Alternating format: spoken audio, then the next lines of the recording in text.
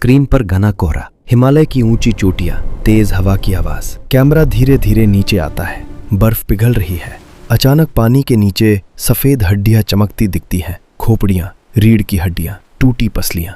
1942 का साल था। हिमालय की ऊंची चोटियों पर घना कोहरा छाया हुआ था। जंगल अधिकारी हरि किशन माधवाल घोड़े पर सवार होकर नंदा देवी नेशनल पार्क का सर्वे कर रहे थे। ठंडी हवा उनके चेहरे को काट रही थी। जब वे रोपकुंड झील के किनारे पहुंचे तो उनके पैर ठिठक गए। झील का पानी साफ था, लेकिन नीचे कुछ सफेद चीजें चमक रही थीं। उन्होंने झुककर देखा तो उनका खून ठंडा हो गया। सैकड़ों हड्डियां, खोपड़ियां, रीढ़ की हड्डियां, टूटी पसलियां। कुछ हड्डियों पर अभी भी बाल और नाखून लगे हुए थे। कुछ पर पुराने लोहे के कंगन टंगे थे। ये कोई युद्ध का मैदान नहीं था, ये मौत की झील थी। माधवाल ने तुरंत ब्रिटिश अधिकारियों को सूचना दी। जब टीम पहुंची तो सब हैरान रह गए। पहले लगा ये जापानी सैनिकों की लाशें हैं, लेकिन कार्बन डेटिंग ने सच उजागर कर दिया। ये हड्डियां 9वीं सदी की थीं, लगभग 1200 साल पुरानी। ये लोग कौन थे? वे इतनी ऊंचाई पर 5020 मीटर की चोटी पर क्यों आए थे? और सबसे डरावना सवाल, उन्होंने मौत एक साथ क्यों चुनी? स्थानीय गांवों में सदियों से एक कहानी सुनाई जाती है। कन्नौज का राजा जसधवल अपनी गर्भवती रानी बलाम्पा, नौकर चाकर, नर्तकियों और सैकड़ों साथियों के साथ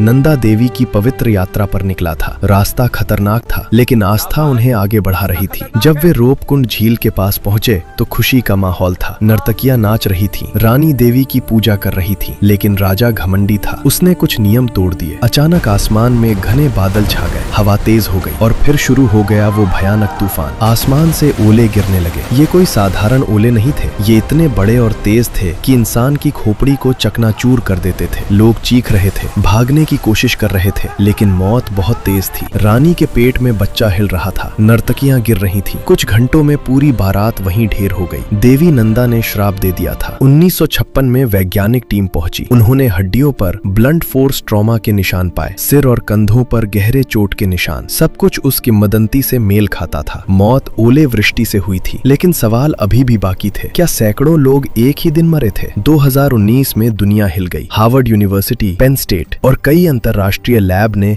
38 हड्डियों का डीएनए टेस्ट किया। नतीजा चौंकाने वाला था। ये हड्डियां एक घटना की नहीं थी, ये 2 अलग अलग समय की मौतों की कहानी थी। पहली घटना 7वीं से 10वीं सदी के बीच हुई। ज्यादातर लोग दक्षिण एशियाई मूल के थे, शायद कन्नौज या आसपास के इलाके से आए यात्री। दूसरी घटना लगभग 1800 ईस्वी के आसपास हुई। इनमें 14 लोग पूर्वी भूमध्य सागरीय मूल के थे, यानी ग्रीस या क्रेट द्वीप जैसे इलाकों से। एक व्यक्ति दक्षिण पूर्व एशियाई था। 2 अलग समूह, 1000 साल का अंतराल। फिर भी मौत का तरीका एक ही, ब्लंट फोर्स ट्रॉमा, और जगह एक ही, रोपकुंड झील। कल्पना कीजिए, 800 ईस्वी में राजा जसधवल की बारात रोपकुंड के ऊपर वाली रिज पर पहुंचती है। हवा ठंडी है, लोग थके हुए हैं लेकिन खुश हैं। अचानक बादल घिर आते हैं, ओले गिरने लगते हैं, लोग चीखते हैं, हड्डियां टूटती हैं, खून बर्फ पर फैलता है, शरीर झील में खिसकते जाते हैं, बर्फ उन्हें ढक लेती है। फिर करीब 1000 साल बाद 19वीं सदी में एक और दल आता है, शायद व्यापारी या खोजी। वे भी उसी जगह पहुंचते हैं। वही आसमान, वही बादल, वही मौत, एक ही जगह बार बार। आज भी ट्रेकर्स रोपकुंड पहुंचकर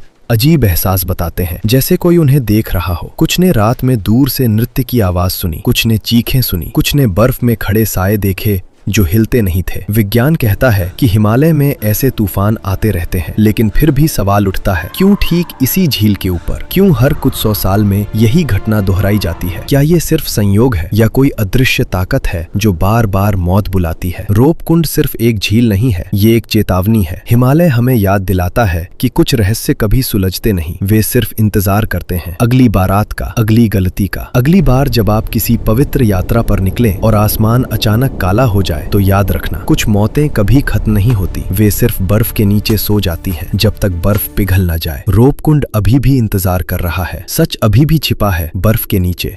वीडियो अच्छा लगे तो लाइक, शेयर और सब्सक्राइब जरूर करें।